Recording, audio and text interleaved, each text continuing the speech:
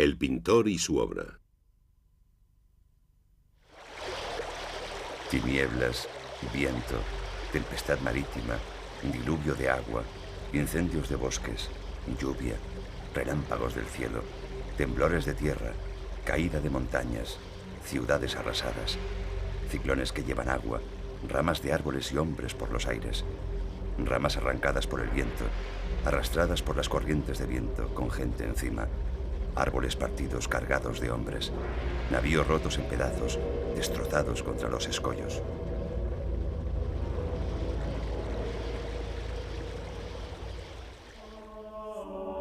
La sonrisa y el trazo. Santa Ana, la Virgen y el Niño Jesús, 1500-1515. Leonardo da Vinci, Vinci 1452, Amboise 1519. Museo del Louvre, París.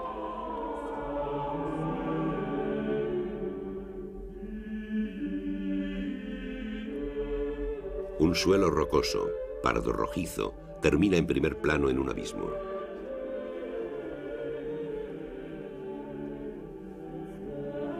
Un paisaje con picos montañosos, glaciares y valles por los que bajan aguas rutilantes.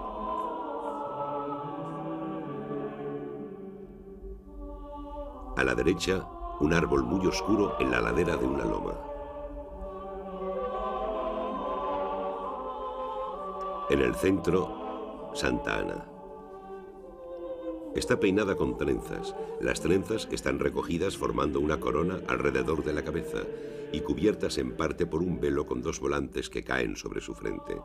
Tiene la mirada baja, sonríe. Sentada en sus rodillas la Virgen María. Lleva un vestido rosa ancho y escotado, con mangas de muselina grisácea y transparente. Su brazo izquierdo y sus piernas están envueltos en un gran manto azul. María se inclina hacia el Niño Jesús, que aparenta 2 o 3 años. Desnudo, el pelo muy rizado, está en ademán de montarse sobre un cordero que se encabrita.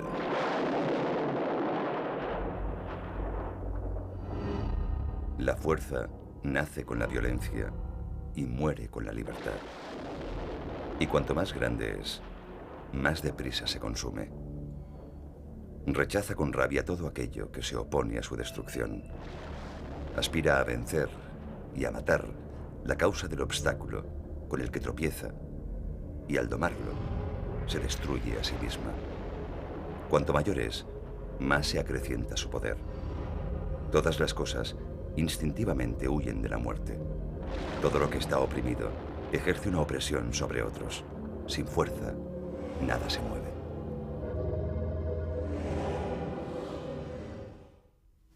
Leonardo empezó su carrera de pintor hacia 1472 en el taller florentino de Verrocchio. Se cree que es el autor del Ángel y los paisajes del famoso Bautismo de Cristo de su maestro.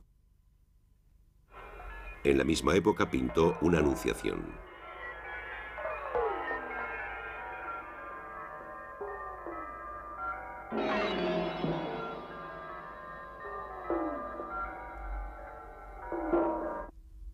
Empezó a destacar como retratista. Se le han atribuido varias Madonas, pero sin certeza. Empezó una adoración de los magos que dejó sin terminar. Dejó Toscana y fue a vivir a Milán, donde se puso al servicio de Ludovico el Moro. Pintó la Dama del Armiño y una primera versión de la Virgen de las Rocas, probablemente la que hoy se encuentra en el Louvre. En 1495 empezó la Última Cena para el refectorio de Santa María de las Gracias. A la caída de Ludovico, Leonardo se marchó a Mantua, donde empezó un retrato de Isabel de Este. De vuelta a Florencia, preparó la batalla de Anghiari para el Palazzo Vecchio. Este cuadro se ha perdido y solo conservamos unos dibujos preparatorios y una copia de Rubens.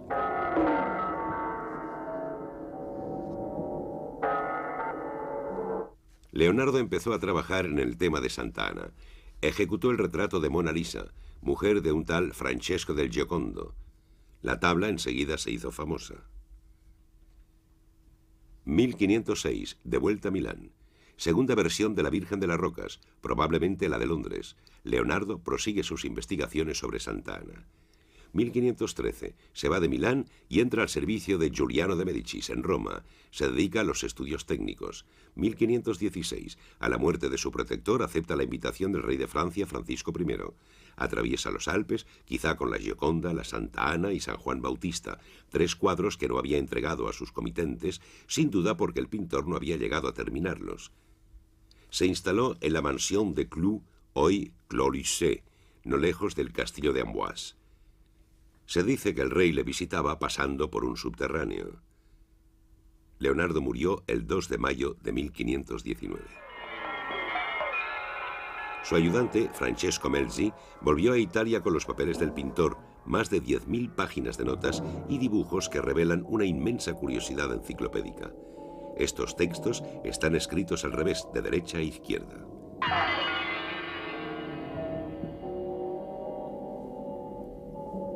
Las páginas sobre la pintura se reunieron en un tratado del que se hicieron varias ediciones a partir del siglo XVII.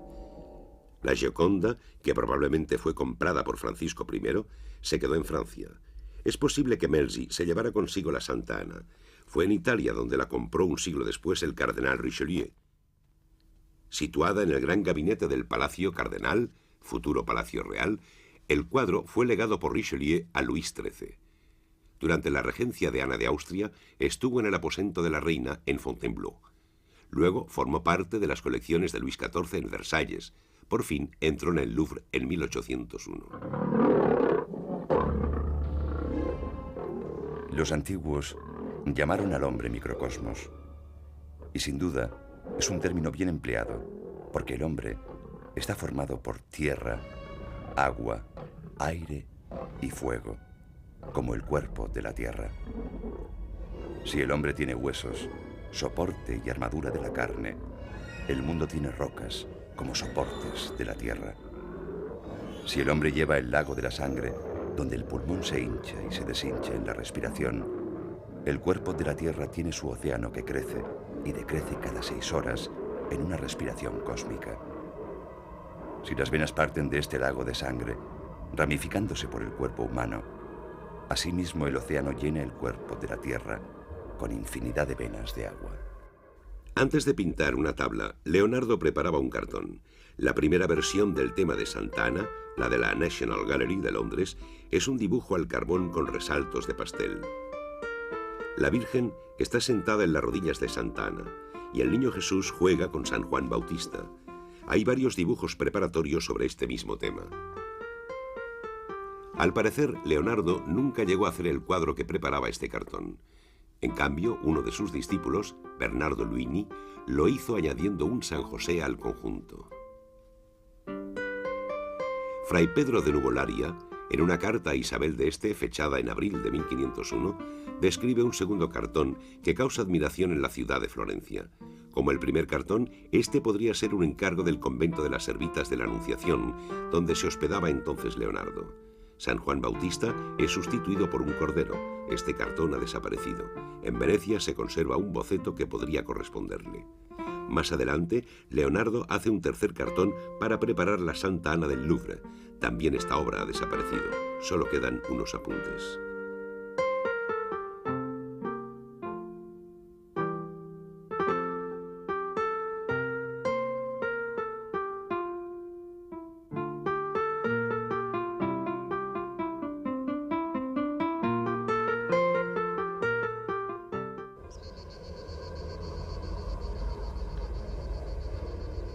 La pintura se extiende a todas las funciones del ojo, que son 10, a saber, tinieblas y luz, volumen y color, figura y emplazamiento, distancia y proximidad, movimiento y reposo.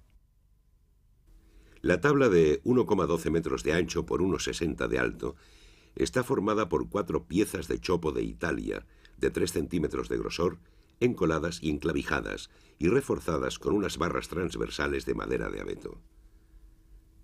En una época posterior, la tabla fue ensanchada. Le añadieron 2 franjas de 8 a 10 centímetros a ambos lados y las pintaron para ampliar la composición.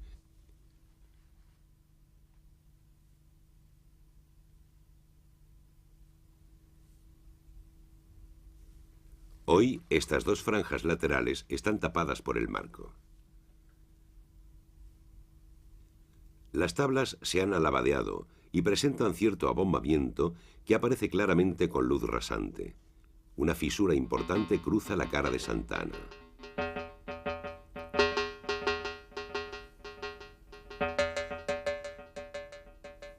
La adoración de los reyes, o San Jerónimo, cuadros sin terminar, muestran la primera fase de las pinturas de Leonardo. Sobre una preparación clara o rojiza, el pintor traza un dibujo muy detallado y luego efectúa un modelado monocromo.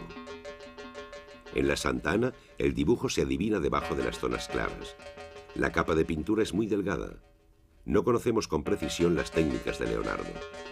Lo único que sabemos es que trabajaba sus cuadros durante mucho tiempo, puede que unos 10 años en el caso de Santa Ana, que sin embargo tiene varios detalles sin terminar. En verdad la teoría reside en la inteligencia, pero la práctica está en las manos, y por eso Leonardo da Vinci, supremamente inteligente, no se conformaba nunca con lo que hacía y acabó pocas cosas.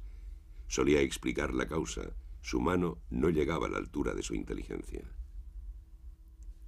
En el rostro de la Gioconda se aprecia una red de resquebrajaduras que no aparecen en las manos, señal de que el pintor utilizó en estas dos zonas unos aglutinantes distintos. También la cara de Santa Ana permanece muy lisa, marcada únicamente por unas grietas muy finas debidas a las tensiones de la madera, mientras que la del Niño Jesús posee una red de resquebrajaduras que seguramente se debe a la diferencia de secado entre capas sucesivas. Muy apreciado, el cuadro se ha restaurado varias veces y posee numerosos repintados antiguos, al óleo o a témpera, que se aprecian bien a simple vista y mejor aún en fotografía ultravioleta, donde aparecen como manchas oscuras. Los barnices antiguos se han oscurecido de una forma irregular y ensombrecen los fondos azulados y las carnaciones de los personajes. Para hacer un hermoso color verde, coge el verde y mézclalo con betún, y así harás las sombras más oscuras. Luego, para los verdes más claros, mezcla verde y ocre, y para los más claros aún, verde y amarillo. Y para el brillo, pon amarillo puro. Luego toma verde y azafrán de India juntos, y haz un velo por encima de todo. El cuadro se divide en dos zonas cromáticas encajadas. La de los colores cálidos, las carnaciones de los personajes, su ropa, el suelo del paisaje cercano. La de los colores fríos, el cielo, las montañas, las aguas, el manto de la Virgen. La gama cromática es estrecha, los colores fríos. Las carnaciones y los colores cálidos forman sistemas limitados, pero rigurosos.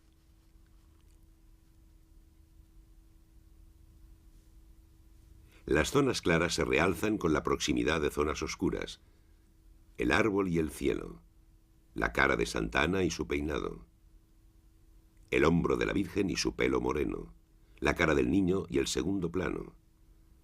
El pintor modula todo su grupo central, jugando a la vez con los contrastes de claridad y los contrastes de colores. La cabeza del niño está rodeada de una zona oscura, azulada, que contrasta con su carnación rojiza. El azul del cielo se ha obtenido con un azul intermedio.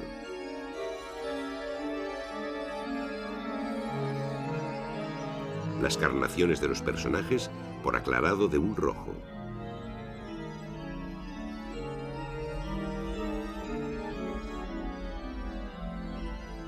El rostro de Santa Ana, que parece muy claro, en realidad es mucho más oscuro que el cielo cercano. Leonardo tiene un modelado por veladura del color.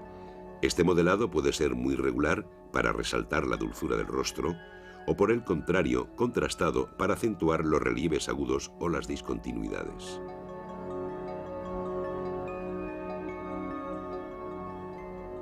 Y es un rasgo maravilloso de su genio, que para dar el mayor relieve a lo que hacía, buscaba las sombras más espesas y los fondos más oscuros por medio de negros, dando las sombras más oscuras que parecían cada vez más tenebrosas, de modo que, por contraste, los claros parecieran más luminosos.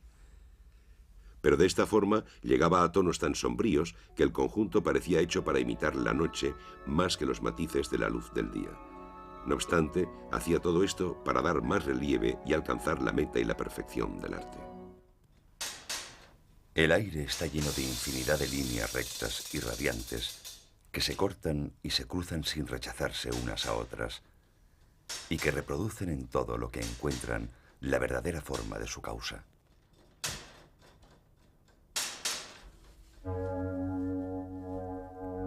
En el plano del cuadro, el grupo delimita una superficie triangular, pero en el volumen sugerido forma más bien una pirámide, figura a la que Leonardo tenía gran afición. Al pasar del cartón de Londres al cuadro del Louvre, el pintor acentuó considerablemente este efecto triangular. El rostro de Santa Ana ocupa la cima. Un eje vertical está señalado por su cabeza y su pie izquierdo. El desplazamiento lateral del niño arrastra al de María y hace que el grupo sea aún más compacto. Las miradas y los gestos de los personajes polarizan toda la acción hacia la derecha. El grupo parece encontrarse en equilibrio inestable alrededor del eje formado por Santa Ana. Se ha creído ver varias elipses o círculos en el enmarañamiento de las formas.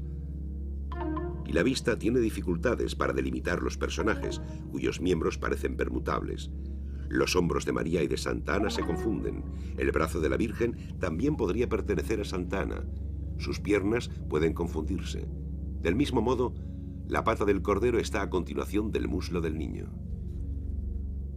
Entre el momento en que Leonardo realiza su cartón y cuando pinta el cuadro, otros pintores abordan el mismo problema formal. En su Tondo Doni, Miguel Ángel sitúa una Sagrada Familia dentro de un círculo y crea un estrecho entrelazamiento de formas en movimiento. En su Virgen del Cordero, Rafael hace estallar la torsión de las figuras, destacando la anécdota en torno al Cordero. Leonardo, que busca la originalidad, encuentra una solución distinta.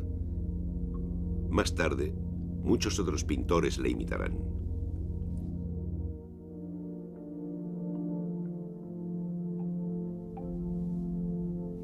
Es posible imaginar el camino seguido por Leonardo a través de sus dibujos sucesivos para las distintas Santas Ana.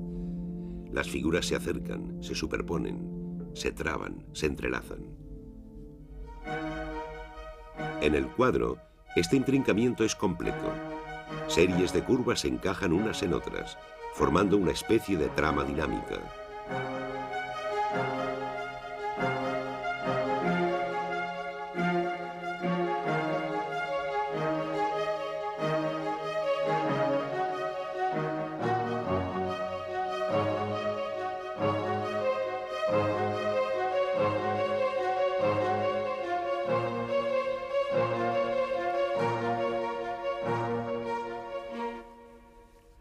Hay numerosas correspondencias entre las formas y las texturas. Pliegues de la ropa y pliegues de las montañas. Masa del rostro de Santa Ana y masa montañosa. Estratificación de las rocas y pliegues de la ropa. Los rizos del niño o los del cordero. Las trenzas de Santa Ana. Los festones que las bordean. Los bucles de la Virgen. Los frunces de su vestido repiten a una escala más pequeña el entrelazamiento general de las formas, tema central de Leonardo.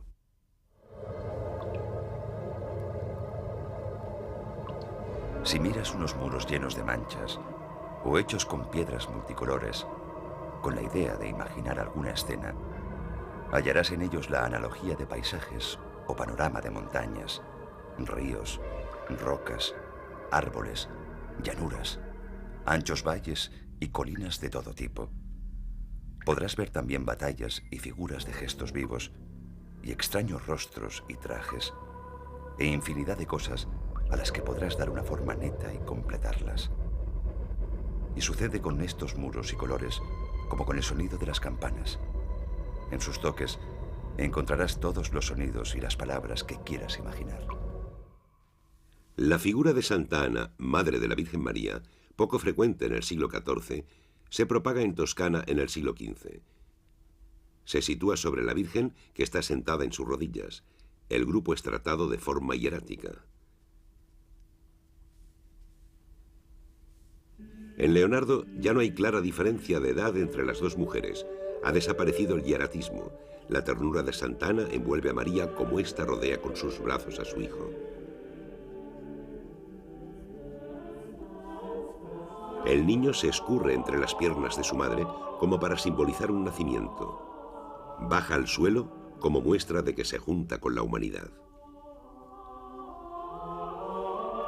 Entre los antiguos hebreos se sacrificaban corderos a Dios. Cristo, que muere en la cruz y carga sobre sí todos los pecados del mundo, recibe el nombre de Cordero de Dios. Los rasgos juveniles y la fragilidad del animal están muy marcados. Al tratar de agarrarlo, Jesús maltrata un poco al cordero. Jugando de este modo con el animal, representa la escena futura de sus propios sufrimientos y su muerte. María, tal vez consciente del destino de su hijo, trata de retenerle. Otro elemento de misterio, las caras. En ellas encontramos la dulzura de los personajes de Leonardo. La conquista de un tipo de rostro personal y lleno de implicaciones filosóficas es característico de los pintores del Renacimiento florentino. Botticelli, Miguel Ángel y Rafael persiguen a través del rostro un ideal platónico de belleza. En Leonardo se añade un rasgo, la sonrisa, la de la Virgen de las Rocas, la del ángel, la de la Dama de Alarmiño, la de San Juan Bautista, que sonríe señalando al cielo, la de la primera Santa Ana, que también señala al cielo, la de la Gioconda. Una sonrisa apenas esbozada que no sabría formar ninguna otra posición de los labios e inscribe las bocas y los ojos en un círculo perfecto.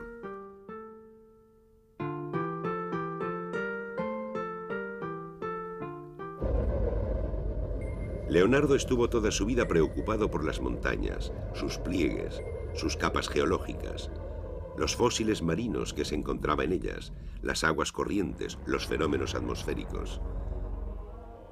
El paisaje de altas montañas lejanas y azuladas está desierto, es únicamente mineral, rutilante de agua que parece retirarse después de un cataclismo telúrico.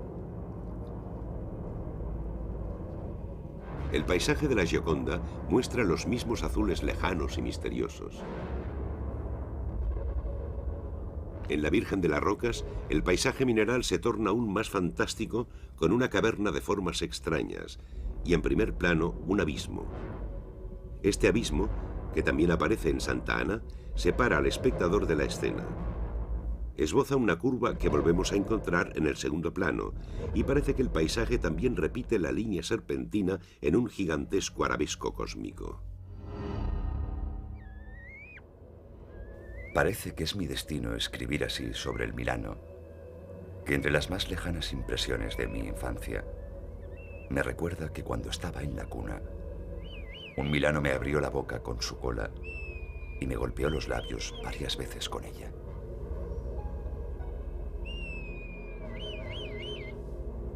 A partir del sueño del Milano, Sigmund Freud realiza en 1910 un análisis del cuadro, un recuerdo de infancia de Leonardo da Vinci.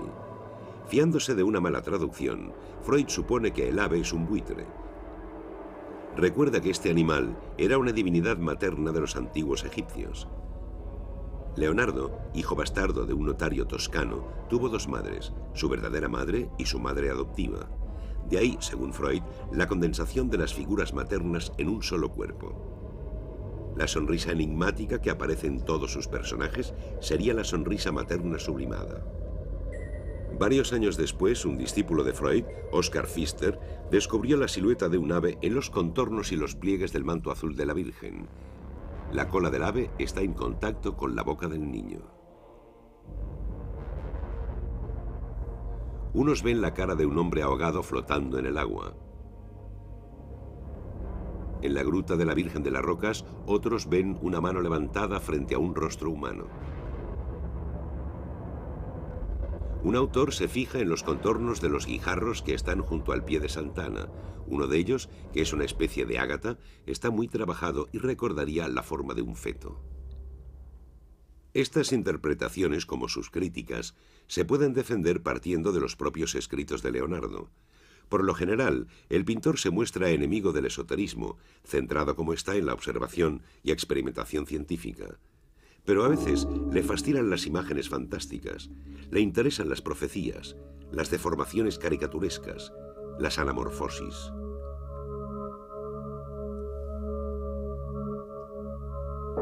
En la misma época, Mantegna hace aparecer perfiles en las nubes.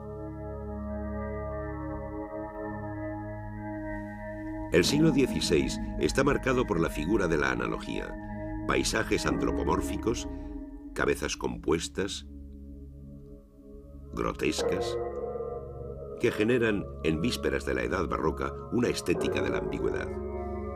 Esta magia natural, nacida de la búsqueda de analogías, se ha perpetuado hasta nuestra época a través de las anamorfosis, las ilusiones ópticas o incluso las adivinanzas infantiles.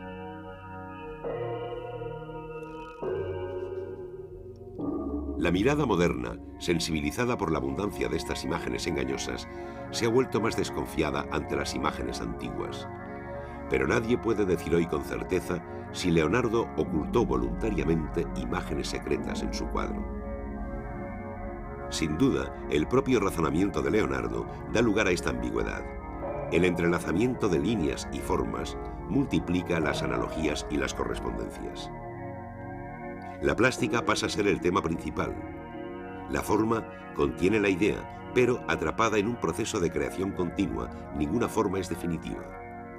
En el Renacimiento surge una nueva concepción del universo.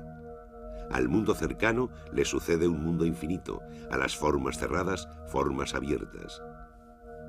Esta puede ser también la explicación de que la mayoría de los cuadros del pintor estén sin terminar.